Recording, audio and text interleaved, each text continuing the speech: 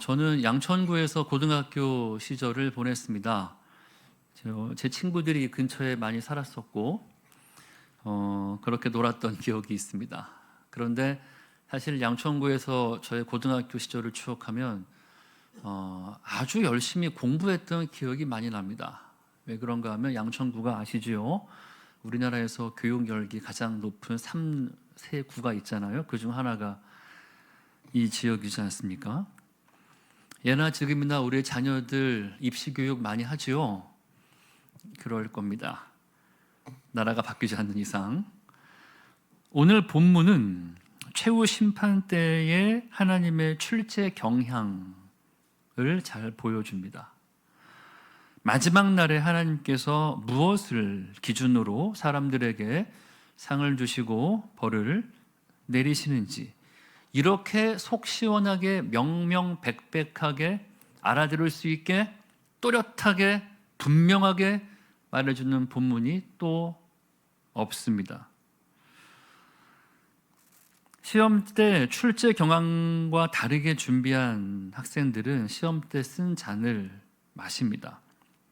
오늘 본문은 마지막 때에 수많은 사람들이 그렇게 되리라 라고 또한 예언하고 있습니다. 그래서 매우 중요합니다. 우리가 읽은 마태복음 25장은 예수님의 감람산 강화의 마지막 부분입니다. 여러분, 이 주님께서 천국에 대한 가르침을 주신 것이 크게 두 가지입니다. 하나는 마태복음 산상수훈이지요. 산상수훈과 감람산 강화가 이 천국에 대한 주님의 두 가지 큰 가르침인데, 산상수훈 쪽은 뭐예요? 지금 여기에 우리가 어떻게 천국 자녀로 살 것인가를 다룬다면은 이 감람산 강화, 마태복음 24장, 25장 이쪽의 내용은 종말을 다룹니다. 재림의 때에 궁극적으로 완성될 천국이 어떠한 모습인지를 다룹니다. 그래서 25장 내용이 세 가지 비유로 되어 있지 않습니까? 첫 번째는 열 처녀 비유입니다. 신랑이 온다. 슬기로운 다섯 처녀처럼 등불을 기름을 준비해라. 깨어 있어라. 두 번째 비유는 달란트 비유지요. 주인이 온다. 착하고 충성된 종으로 살아야 한다. 마지막 비유가 오늘 읽은 양과 염소의 비유입니다. 인자가 거룩한 천사와 함께 이 땅에 왕으로 오셔서 재림하시면 세상을 심판하고 양과 염소가 모든 민족 가운데 구분될 것이다. 이 비유를 말씀하시고 나서 26장에 최후의 만찬하시고 십자가에 달리시는 겁니다. 오늘 본문이 묘사하는 주님은요, 영광의 보좌에 앉으신 분입니다. 그날에 너희가 볼 것이다. 2000년 전에 초림하셨던 예수님은 고난의 종으로 오셨습니다. 십자가에 우리의 죄를 사하시기 위해 달려 죽으시는 고난의 종으로 오셨는데, 예수님이 재림하실 때도 십자가 지시고 고난의 종으로 오실까요? 아닙니다. 영광의 왕으로 오십니다. 오늘날 현대 기독교가 예수님을 초롱이와 하나님처럼 그리기를 좋아합니다. 샤방샤방 귀염귀염 중성적인 예수님으로 그리는 걸 좋아하는데, 우리가 잊어서 안 되는 것은 예수님은 창조주이시고 구세주이시죠. 십자가에 못 박히는 구세주이시며 또한 영광의 왕, 심판주가 되십니다.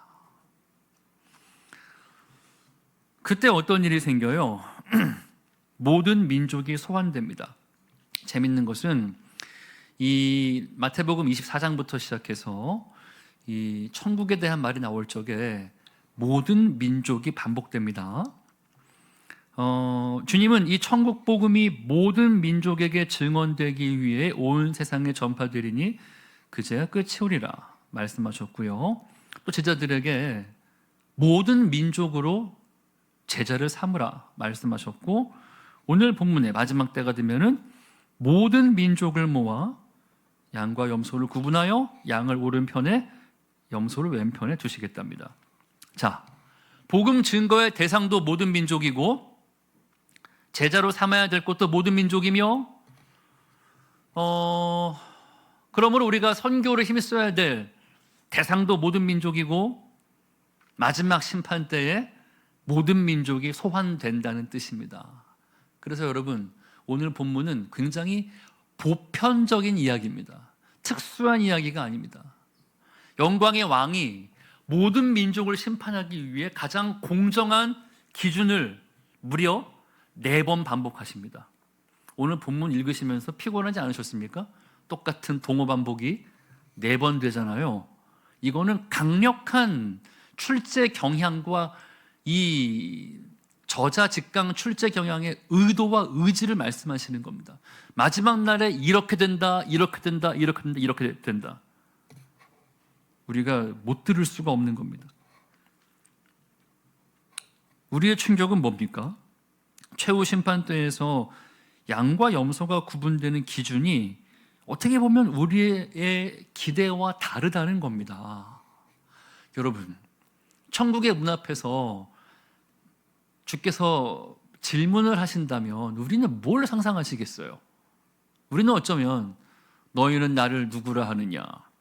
주는 그리스도시요 살아계신 하나님의 아들입니다. 혹은 네가 오늘 죽으면 천국 갈 수 있느냐?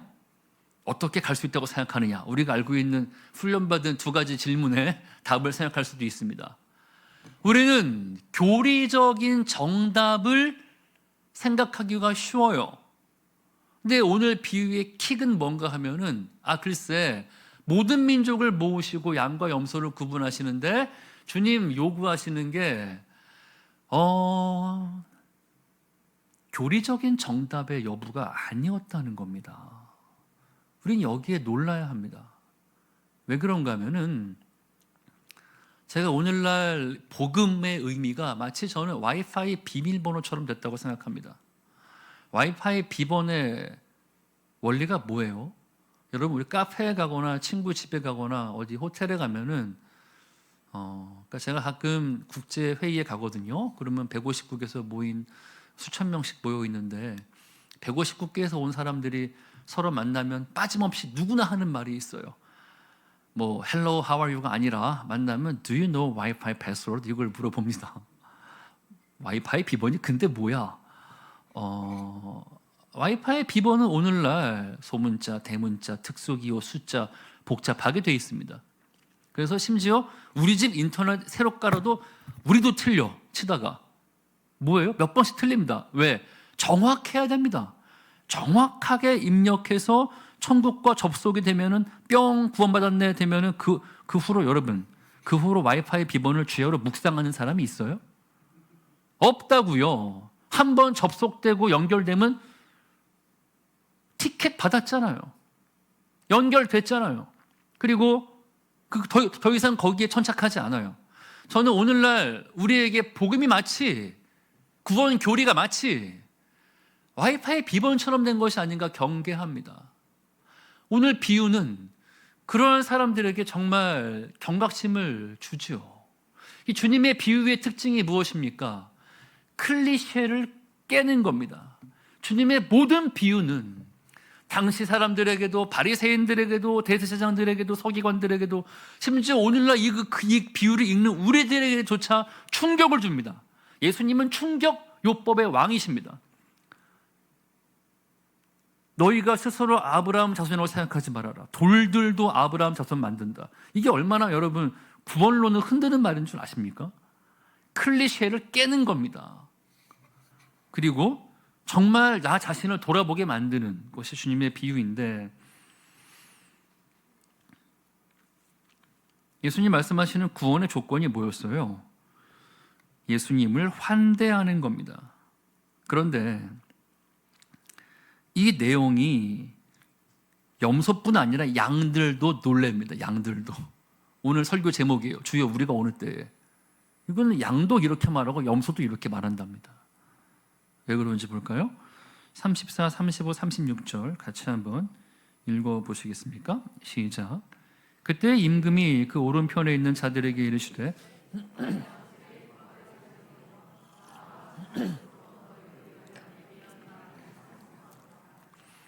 내가 줄일 때에 너희가 먹을 것을 주었고 목마를 때에 마시게 하였고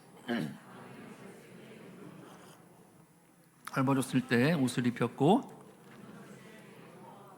옥야가 쳤을 때 와서 보았느니라.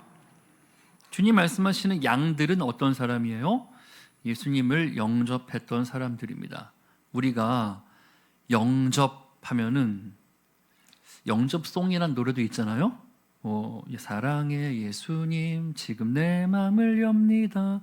내 안에 거하셔서 내 생명 되소서, 이런 노래도 있는데, 우리가 오늘날 영접이라는 단어를 필요 이상으로 지나치게 영적이고 필요 이상으로 지나치게 감정적인 어떤 것으로 치부하는 경향이 있습니다. 영접은 뭐예요? 맨정신에 할 수 없는 겁니까? 그래서 집회가 있고 찬양이 있고 조명과 음향과 심금을 울리는 멘트가 있은 후에 영접이 있을까요? 영접이 그런 걸까요, 여러분? 아닙니다. 영접, 이 환대의 뜻은 성경 용어에서 크게 두 가지인데, 그 뜻은 취하다, 받아들이다, 잡고 데려오다, 아담이 하와를 데려오다, 그 단어입니다. 그리고 다른 단어는 환영하다, 왕의 사절을 환대하여 드리다. 이건 여러분 감정적 수용이나 영적 현상이 아닙니다. 성경이 말하는 영접은 뭔가 하면 어떤 대상을 환대의 목적으로 그 장소에서 나의 장소로 데리고 와서 대접한다는 뜻입니다. 주님은, 그래서 여러분 요한계시록 말씀에 누구든지 내 음성 듣고 문을 열면 내가 그에게로 들어가 그로 더불어 먹고 그는 나와 함께 먹으리라. 이건 여러분 구체적인 노크와 문을 염과 같이 산다는 의미인데, 환대의 의미거든요. 그가 나를 환대하고 내가 그를 환대할 것이다. 이건 여러분 이 주님의 비유에서 너희가 나를 영접했고 환대했다라는 내용은 뭔가 하면, 주님 자신이 다양한 결핍과 절박한 순간에 양들이 주님을 환대했다는 겁니다. 이 점이 우리를 놀라게 합니다. 주님은 배고프고 목마르고 헐벗고 집이 없고 병들고 갇힌 분으로 자신을 보이셨습니다. 그런데요, 재밌는 건 양들이 주님을 그때 모신 기억이 없다고 합니다. 양들의 말을 보십시오. 37, 38 그 본문 제가 한번 읽어드리겠습니다. 이에 의인들이 대답하여 이르되 주여, 우리가 어느 때에 주께서 줄이신 것을 보고 음식을 대접하였고 목마르신 것을 보고 마시게 하였나이까? 어느 때에 나그네 되신 것을 보고 영접하였으며 헐벗으신 것을 보고 옷 입혔나이까? 어느 때에 병드신 것이나 옥에 갇히신 것을 보고 가서 배웠나이까 하리니. 40절 다 같이 해볼까요? 임금이 대답하여 이르시되 내가 진실로 너희에게 이르노니 너희가 여기 내 형제 중에 지극히 작은 자 하나에게 한 것이 곧 내게 한 것이니라. 아멘. 주님은 우리말 성경에는 지극히 작은 자, 원문을 보면 the least, 가장 작은 자입니다. 가장 작은 자, 가장 작은 자. 그래서 약하고 억울하고 보호와 돌봄이 필요했던 그 자가 바로 주님 자신이었다고 말합니다. 주님은 힘든 사람들과 주님 자신을 동일시하십니다. 우리가 이것을 성경 용어로 체휼이라고 합니다. 이 개역개정으로 오면서 이것이 용어가 동정으로 바뀌었는데, 히브리서 4장 15절에서 잘 설명을 합니다. 4장 15, 16절에 이렇게 말하죠. 우리에게 있는 대제사장은 우리의 연약함을 체휼하지 아니하는 자가 아니오 모든 일에 우리와 한결같이 시험받는 자로 돼 죄는 없으시니라.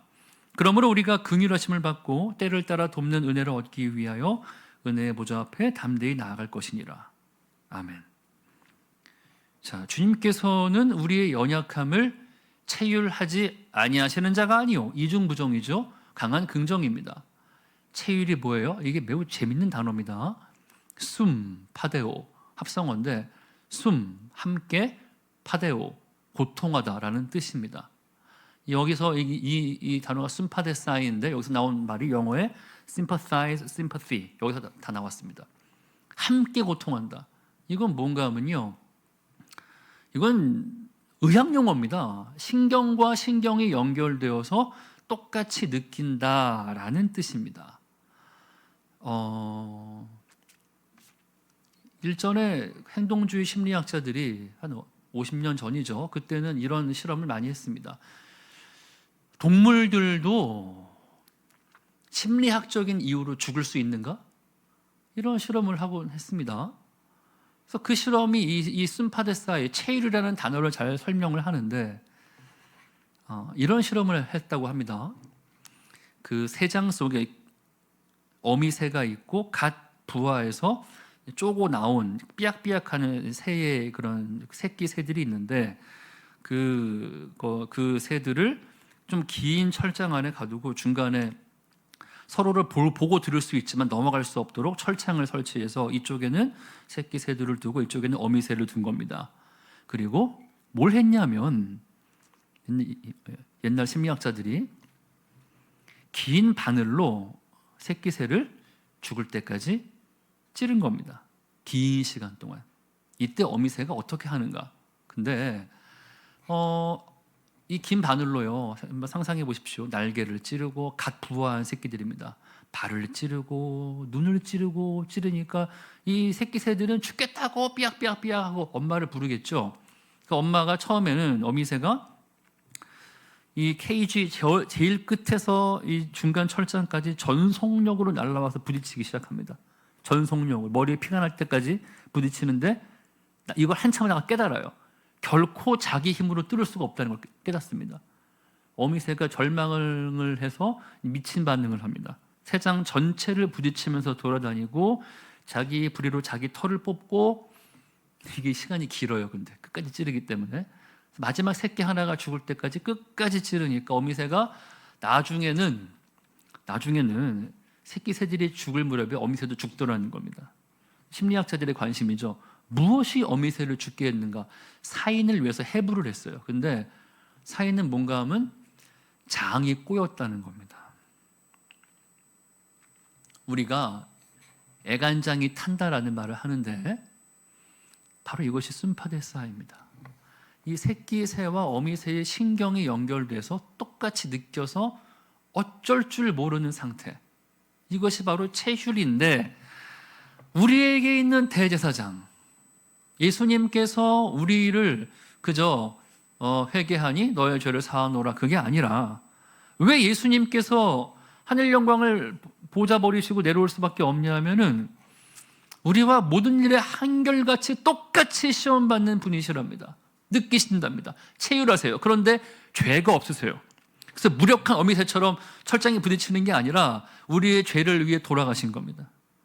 그러므로 우리가 담대함을 얻고 때를 따라 도움을 얻기 위해 은혜의 보좌 앞에 담대히 나아갈 수 있는 겁니다. 여러분 생각해 보십시오. 사울이 바울 되기 전에 초대교회 예루살렘 교회를 박해했습니다. 스데반을 잡아 죽였어요. 그러니까 교회들이 예루살렘의 사도회에는 예루살렘과 온 유대와 사마리아 땅끝까지 흩어졌습니다. 그래서 기세 살기 등등했던 사울이 안디옥에 있는 예수 믿는 사람을 잡으러 다메섹으로 가는 길에 부활하신 주님을 만납니다. 이 부활하신 주님이 사울과 하신 대화가 재미있습니다. 단어가 2번 반복되는데 주님 말씀하세요. 사울아 사울아 네가 어찌하여 나를 박해하느냐? 당신은 누구십니까? 네가 박해하는 예수라. 박해가 2번 나와요. 사울이 언제 예수님을 박해했습니까? 여러분 그리스도의 사역이 6대 사역이 우리가 사도신경 고백했지만 예수의 나심, 사심, 죽으심, 부활, 승천, 재림이에요. 자, 부활하고 승천하신 주님 어디 계세요? 보좌 우편에 앉아 계십니다. 그런데 보좌 우편에 계신 주님께서 저 땅에서 십자가 졌더니 너무 힘들었다 하고 보좌 우편 리클라인 의자에 푹 기대서 천사의 하프를 듣고 계실까요? 아니요. 채슐, 사울아, 네가 왜 나를 박해하냐? 사울은 교회를 박해했어요.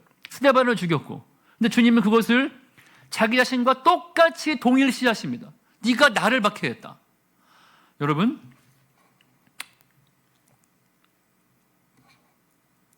하나님이 우리를 사랑하신다는 말은 놀라운 말입니다.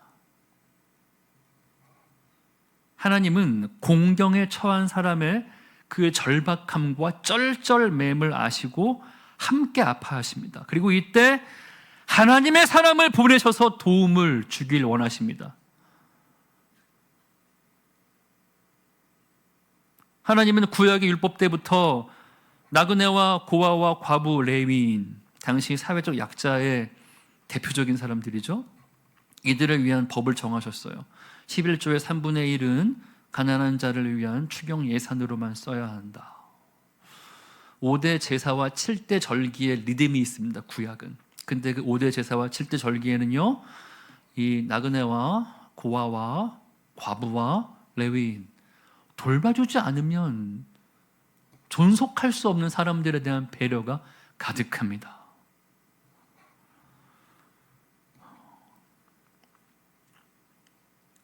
양들은, 그들은 계산적이지 않아요. 양들은 말합니다. 우리가 몰랐습니다.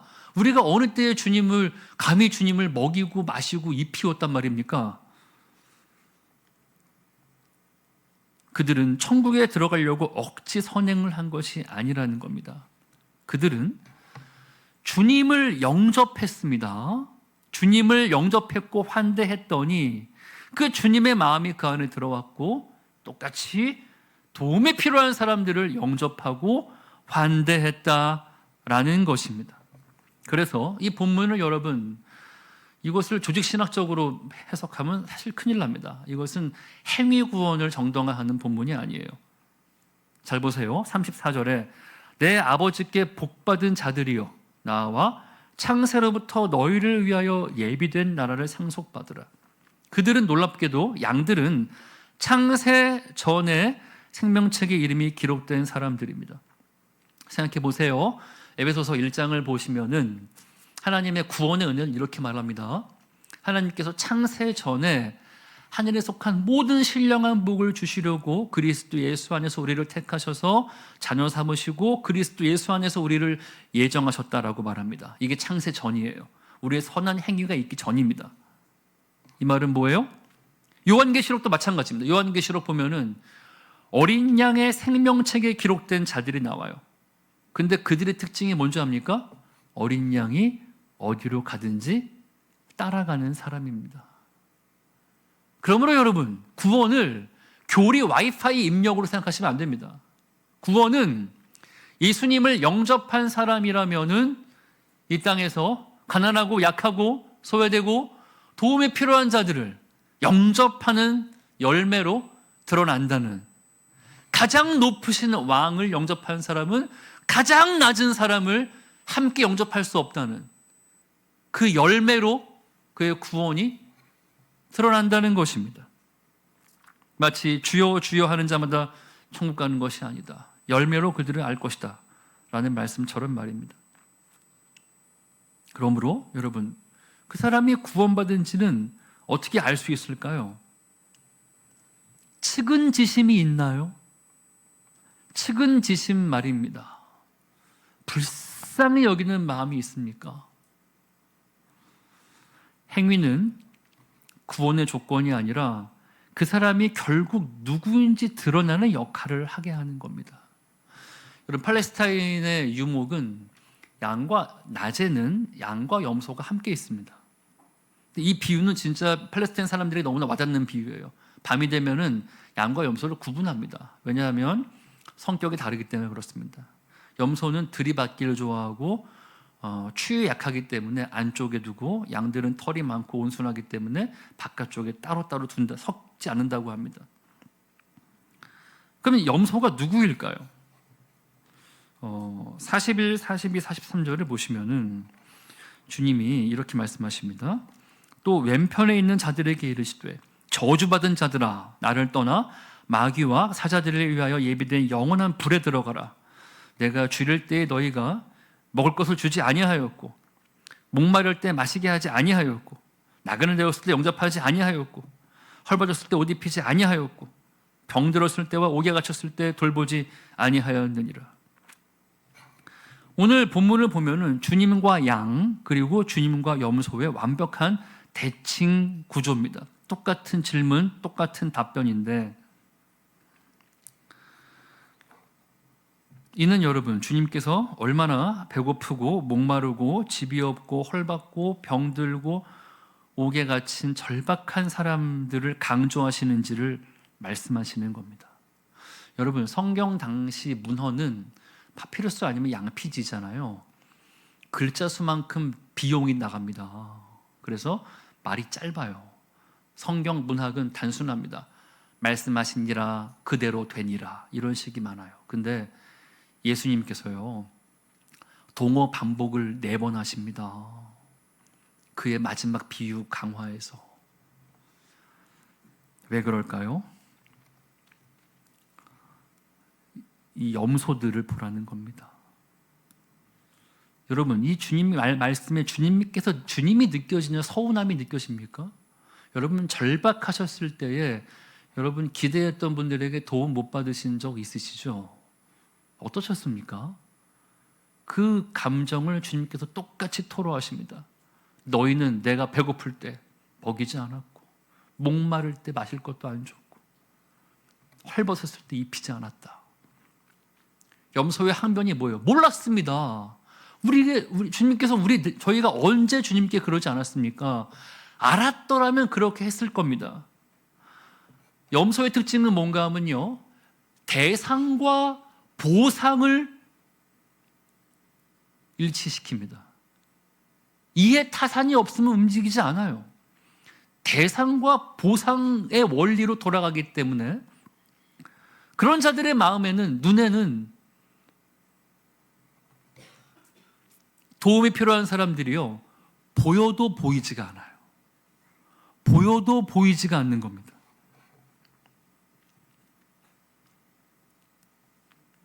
그 사람이 양인지 염소인지 어떻게 알 수 있을까요? 최후 심판 전에도 어쩌면 알 수 있습니다. 지극히 작은 자를 향한 태도를 보면 알 수 있을 겁니다. 주님은 말씀하십니다. 양들은 창세로부터 그들을 위하여 예비된 나라를 상속받아라. 염소는 마귀와 그 사자들을 위해 예비된 영원한 불에 들어가라. 오늘 말씀을 우리가 한번 적용해 보면 좋겠습니다. 가까운 적용, 먼 적용을 하면 좋겠습니다. 가까운 적용은요, 여러분, 우리는 우리의 일상 속에 숨겨진 왕을 대접해야 됩니다. 주님은 가장 작은 자의 모습으로 계십니다. 누구실까요? 제가 생각나는 대로 한번 읊어보겠습니다. 아파트 경비원, 택배기사님, 외국인 노동자, 학원 셔틀 도우미, 청소하시는 아주머니, 외로운 독거노인, 미혼모, 장애우, 회사에서 도움이 필요한 쩔쩔매는 신입사원, 성적이 부진하고 가정이 불화돼서 정말 마음이 어두운 아이들, 우리가 엘리베이터에서 무표정하게 만나는 이웃들, 혹은 정말 인정이 필요한 내 자녀, 이들의 특징이 뭘까요? 의도를 가지지 않으면 보이지 않는다는 겁니다. 여러분, 저는 한국에 유학생이 많이 와 있거든요. 한국에 와 있는 제3세계 유학생들의 이야기를 듣곤 하는데 그거 아십니까? 한국에서 최소 4년을 보내는 유학생들 핸드폰에 그들의 한국인 친구 전화번호가 평균 몇 개나 있을 것 같습니까? 5개가 안 된답니다. 4년을 함께 강의실에서 수업 듣고 공부하는데 한국 청년들이 유학생들이 옆에 있지만 보여도 보이지가 않아요. 자기 번호를 주고 밥을 먹고 환대하는 사람들이 4년 동안 5명이 안 된다는 겁니다. 여러분, 우리도 똑같아요. 우리의 삶이 바쁘잖아요. 바쁘고 이미 이 컵에 물이 꽉 차 있으면 다른 물이 들어올 수 있을까요? 우리의 삶이 꽉 차고 우리의 여러 관심사로 쇼츠 영상으로 뭐 틈도 없이 꽉 차 있다면은 그들은 우리 옆에 있어도 보이지가 않습니다. 우리 마음에 멈춤이 있고 주님을 모신 빈 공간이 있어야지 비로소 I see you, 그가 보이는 겁니다. 진정한 영성은 사실은 이 빈 공간이 필요합니다. 의도가 필요합니다. 제가 한국에 15년 만에 와서 발견하는 이상한 현상이 있습니다. 코로나 후로 우리 한국교회 성도님들이 이 구독 신앙자들이 많아졌어요. 구독 신앙 무슨 뜻인지 모를 겁니다. 제가 지은 말이거든요. 구독 신앙은 뭘까요? 구독하는 겁니다. 이 찬양팀, 저 찬양팀, 저 목사님, 이 목사님을 구독합니다. 오늘은 용기가 필요하니 이 목사님. 오늘은 좀 말씀을 좀 깊은 걸 받고 싶으니 조 목사님. 오늘은 비가 올 것 같으니 이 찬양팀. 오늘은 기분이 꿀꿀하니 요 찬양팀. 구독을 합니다. 그런데 여러분, 구독 신앙을 아무리 해보십시오.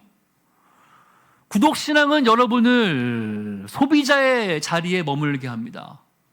하나님이 여러분을 부르신 자리는 소비자입니까? 생산자입니까? 소비자일 것 같아요? 여러분, 아무리 구독을 많이 해서 나의 귀가 더 기준이 높아지고 고급 퀄리티가 된다고 한들 남이 차려준 밥상을 먹고 판단만 하는 것과 내가 남을 위해 밥상을 차리는 것은 얼마나 다른 일입니까? 주님 우리를 부르신 자리는 절대 구독자나 소비자가 아닙니다. 생산자의 자리로 우리를 부르신 것이죠. 세상에는 두 자리가 있습니다. 받지 못해 늘 상처받는 자리가 있고요. 더 주지 못해 아쉬운 자리가 있습니다. 어느 자리가 자유한 자리일까요? 성경에 기록된 바 주는 것이 받는 것보다 복이 있는 것입니다. 하나님은 어디 계실까요? 이 고대로부터 이어온 수도자들, 수도원의 핵심 화두입니다. 하나님은 어디 계시는가? 8세기부터 내려온 정답이 있습니다. 오늘날 떼제 수도원이 노래로 만들었죠. 사랑의 나눔 있는 곳에 하나님께서 계시도다. 하나님은 어디에 계실까요? 약자를 돌보고 서로 사랑하는 사랑의 나눔이 있는 곳에 거기에 하나님께서 계시다는 겁니다. 좀 더 멀리 적용해 보겠습니다. 이번에는 여러분, 사실 우리 가운데 문자 그대로 줄인 자, 마실 물이 없는 자, 집이 없는 자, 입을 것이 없는 자가 많지 않을 수가 있는데 PPT 부탁드립니다. 우리가 이것을 좀 더 선교적으로 지평을 확장하면 쉽게 발견할 수 있습니다. 제가 좀 예로 소개해 드리겠습니다. 줄인 자, 목마른 자. 전 동아프리카, 남수단, 케냐, 소말리아, 이디오피아를 예로 들고 싶은데요. 여러분 보시는 것이 바로 이 동아프리카 모습인데, 여러분 지구 온난화가 진행되고 있다고 하는데 이것이 선진국일수록 체감되지 않습니다. 왜 그런가 하면 선진국은 인프라가 구축되어 있고 유통망이 있기 때문에 여러분 비가 안 온다 그래서 우리가 샤워를 못 합니까?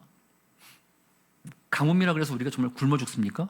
아니요. 선진국들은 대부분 지구 온난화와 기후 변화의 영향을 덜 받아요. 그 치명타를 맞는 곳은 주로 이 지구가 하나의 에코시스템입니다.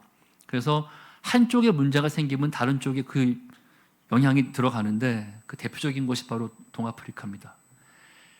100만 명이 죽을 위기에 있습니다. 100만 명.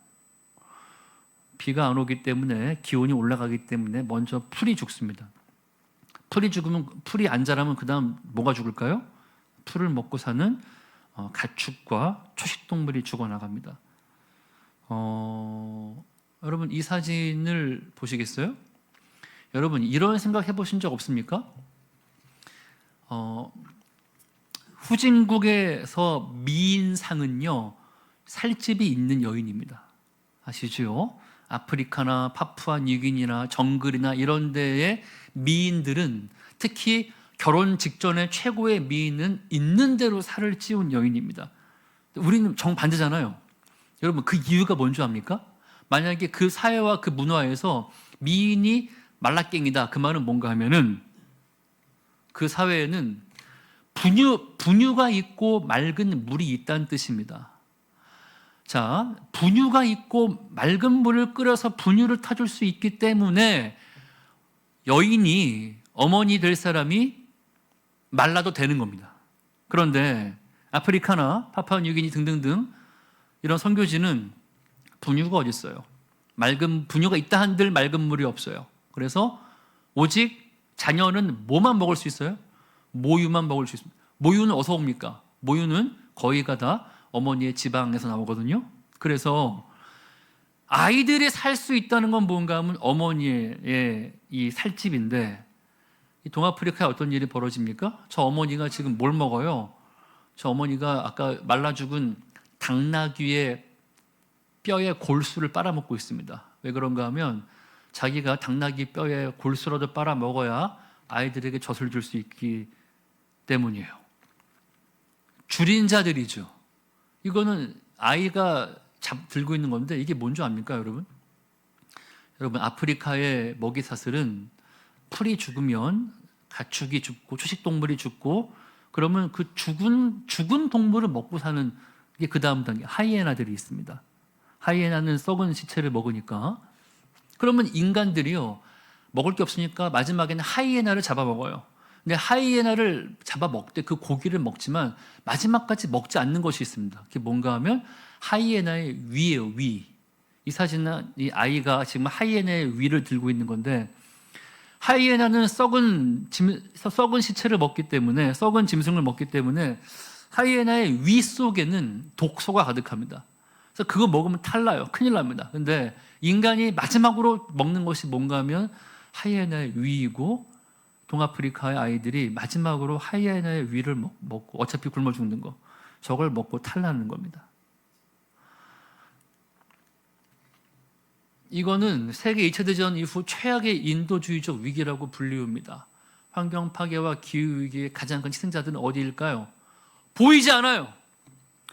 의도를 품지 않으면 보이지가 않습니다. 그들은 마치 여러분 선한 사마리아인 비유에서 강도 만난 자들을 사마리아인이 지나가기 전에 두 명이 먼저 지나갑니다. 제사장과 레위인이 지나가요. 보고 분명히 제사장과 레위인은 그걸 강도 만난 자를 봤어요. 근데 봤는데 보이지가 않는 겁니다. 의도를 품어야 보이는 겁니다. 100만 명의 사망 위기에 있습니다. 나그네 된 자를 볼까요? 저는 전쟁 난민들을 좀 다루고 싶은데 여러분 전쟁 난민이란 이야기가 남의 얘기가 아닌데요. 제가 그 이유는 설명해 드릴게요. 전 세계 인구의 80명 중 1명은 전쟁 기후 난민들입니다. 아프리카, 시리아, 아프가니스탄, 우크라이나 등등등에 있는데 난민들은 탈출을 합니다. 목숨 걸고 산을 넘고 바다를 건너는데요. 저 보트피플들이죠. 발디딜 틈 없는 배가 떠나는데 통계적으로 7척의 배가 떠나면 한 척은 바다에 빠진답니다. 이건 여러분 러시아는 룰렛 게임입니다. 리볼버 총에다가 7개 구멍에다가 총을 하나 넣고 서로 쏘는 겁니다.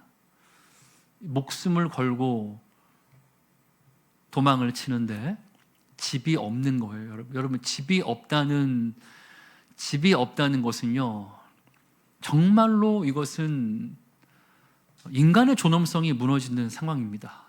난민들 우리나라 역사와 먼 이야기가 아니에요. 제가 선교사로 있을 적에 한 번은 제가 중국에 있었는데 말레이시아 중국 15년 있었는데 둘 다 누굴 만났는 줄 아십니까? 중국에 있을 때 한 할머니가 저한테 물론 중국말로 이렇게 말하는 겁니다. 나도 조선 사람이라고. 무슨 뜻입니까? 그랬더니 할머니가 이렇게 말씀하시는 거예요. 6.25 때 우리나라가 고아가 많았습니다. 전쟁 고아가 많았는데, 자, 이 이남 쪽의 전쟁 고아는 뭐 미국, 터키, 심지어 이디오피아 사람들이 키웠습니다. 근데 이 북쪽에 있는 전쟁 고아들은 중국 사람들이 많이 데려가 키웠습니다. 그래서 여러분, 중국 쪽에 6.25 때 난민으로 누군가의 보살핌을 받아갔던 아이들이 많았던 겁니다. 이렇게 말하는 거예요. 나도 한국 사람이었다고. 6.25 때 수많은 사람들이 그렇게 갔다고. 그런 사람들이 말레이시아도 있습니다. 여러분, 이게 우리가 우리의 상황에서만 갇혀 있으면 난민들이 보이지 않아요. 그런데 여러분, 오늘도 갈 곳 없는 사람들, 우리가 캠핑 가면 좋아한다고 합니다. 전 안 가봤지만. 근데 여러분, 캠핑의 즐거움이 뭐예요? 이거 3박 4일, 2박 3일 끝나면 집이 있다는 거. 돌아갈 집이 있기 때문에 캠핑이 재밌는 거 아닐까요? 돌아갈 집이 없으면 캠핑이 재밌겠습니까? 헐벗은 자, 가자지구 난민을 좀 소개해 드리겠습니다. 여러분, 이 가자지구 아시죠? 가자지구가 지금 이 12월, 1월이 거기가 겨울입니다. 물론 중동 지방이기 때문에 영하로까지 내려가진 않아요. 기온이 최저 기온이 8도에서 13도입니다. 에이, 안 춥네. 여러분, 그게 아니에요. 가자지구 난민들이 천막에서 사는데요, 약 80만 명이 천막에 있는데 2만 7천 개의 천막이 침수가 됐어요. 여러분, 군대 갔다 오신 분들은 금방 알 겁니다. 우리가 한번 상상해 보세요. A형 텐트가 80만 명 규모로 있다. 근데 항상 텐트 치기 전에 우리 뭐 합니까? 군대에서 배수로 팝니다. 왜? 비가 와서 배수로 따라 물을 흐리지 않으면 텐트는 쓸려가기 때문에. 근데 이 80만 명을 수용하는 이 거의 3만 개에 달하는 텐트가 모래주머니로 이 배수로를 막아야 되는데, 모래주머니 아시잖아요. 전쟁 물자입니다. 그래서 이게 반입이 금지돼 있어요. 그래서 겨울에 비가 오는데 밑에 사진을 보세요. 천막에 아이들이 누울 땅이 없습니다. 여러분, 8도에서 혹은 10도에서 젖은 몸으로 있다는 것은 그거는 저체온증으로 죽어요. 인도나 태국에서요, 이 스트릿 피플들이 영상 20도에서도 비 맞고 밤을 지내면 얼어 죽습니다. 8도, 10도는요. 여러분, 좀 더 사진을 검색해 보시면은 비가 내리는 천막, 무너진 천막에서 아이들이 달달 떨고 있는데 누울 자리 없이 부모들이 그들을 끌어안고 있는데 아이들이 죽어갑니다. 헐벗은 사람들이에요. 저체온증으로 사망하고 그들에게 텐트와 보온 담요와 방수용품과 식수가 절실히 필요합니다.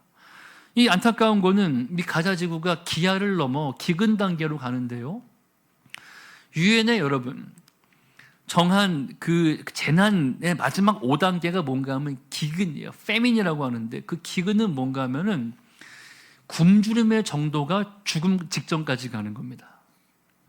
가자 주민 3분의 1이 하루 종일 굶고 있어요. 하루 종일.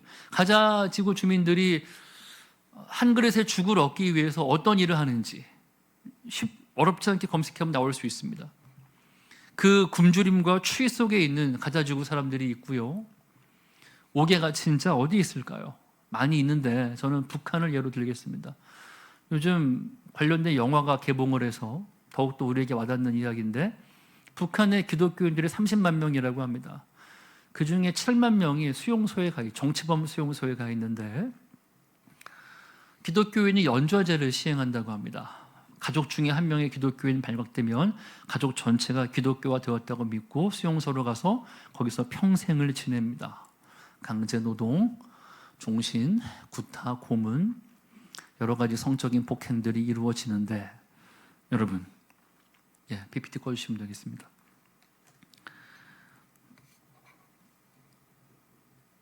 말씀을 정리하면서 우리 가까이에 있는 가장 작은 자, 그리고 멀리 있는 가장 작은 자들에게 어떻게 대한 것으로 주님 우리를 대해 주시겠답니다.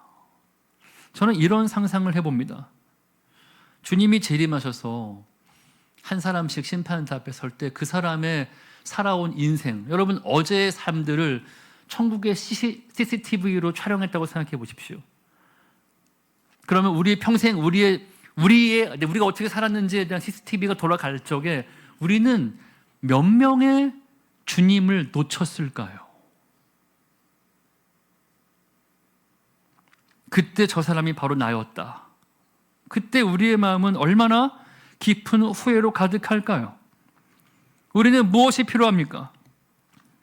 이제 우리의 삶 속에서 숨은 그림 찾기, 아니 숨은 주님 찾기가 필요합니다. 근데 숨은 주님 찾기는 쉬워요. 왜 쉬울까요? 가장 약한 자와 작은 자의 모습으로 계시기 때문입니다. 가장 절박하고 도움이 필요한 자의 모습으로 계시기 때문입니다. 그리고 우리는 이 기출 문제를 다시 확인할 겁니다. 주여, 우리가 어느 때에 주님을 환대했습니까? 우리가 어느 때에 주님을 환대하지 않았습니까? 이 사회는 더 성취하고 더 예뻐지고 더 몸매가 좋아지고 더 높아지라고 합니다. 또 그런 사람들과 어울리는데 우리의 삶을 다 쓰고 있습니다. 그러나 여러분, 잊지 맙시다. 우리는 주님을 환대한 사람이고 우리 안에 계신 그 주님은 가장 작은 자를 체휼을 하십니다. 그래서 우리가 이 주님의 마음에 들을 수 있는 공간을 가지고 살아야 됩니다. 생각해 보십시오. 아무리 바빠도요, 우리가 그 드라마에 꽂히면 그 드라마는 꼭 보고 맙니다. 아무리 바빠도요, 부산 사는 남자가 서울 사는 아가씨와 사랑 빠지면요, 일주일에 3번 만나고 맙니다. 똑같은 거예요. 주님의 긍휼의 마음을 품은 자들에게만 이들은 보이게 되어 있습니다. 주님이 아직 오지 않으셨다고요? 천만에요. 왕의 심판은 이미 우리의 일상 가운데서 우리가 사람들을 대하는 태도 가운데 이미 진행되고 있는 것입니다. 기도할까요?